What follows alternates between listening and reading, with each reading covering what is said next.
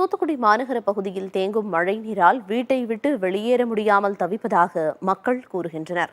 தூத்துக்குடி மாநகராட்சி பகுதியில் அன்னை தெரசா நகர், பால்பாண்டி நகர், Burma colony, Millerpuram, housing board பகுதி மக்கள் அத்தியாவசிய தேவைகளுக்கு கூட வீட்டை விட்டு வெளியேற முடியவில்லை. தண்ணீர் தொடர்ந்து தேங்கினாலும் அதிகாரிகள் வந்து தங்களை பார்க்கவில்லை என்றும் மக்கள் ஆதங்கப்படுகின்றனர்.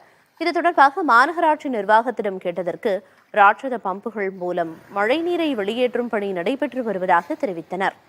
3 நாளா தண்ணியா தான் கிடக்கு. மழை பெஞ்சு ரொம்ப தண்ணி, வீட்டுக்குள்ளெல்லாம் தண்ணி வந்துட்டு எல்லா பொருளையும் தூக்கி மேலே வச்சிருக்கோம். கீழே படுக்க கூட இடம் இல்லை. பச்சை பிள்ளைய என்ன செய்யறது, மடியிலேயே வச்சுக்கிட்டே இருந்திருக்கேன்.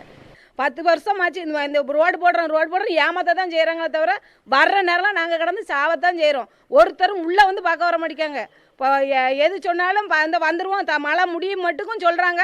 அதுக்கப்புறம் எட்டி கூட யாரும் பார்க்க மாட்டேங்காங்க. ரொம்ப கஷ்டப்படுறாங்க. இதை தாண்டி போக எங்களால் முடியல. இங்கே சகதியும் சேருமா இருக்குது. போன திருப்பே நாங்கள் இதை கம்ப்ளைண்ட் வச்சுருந்தோம். ஆனால் யாரும் எதுவும் ஸ்டெப் எடுக்கலை.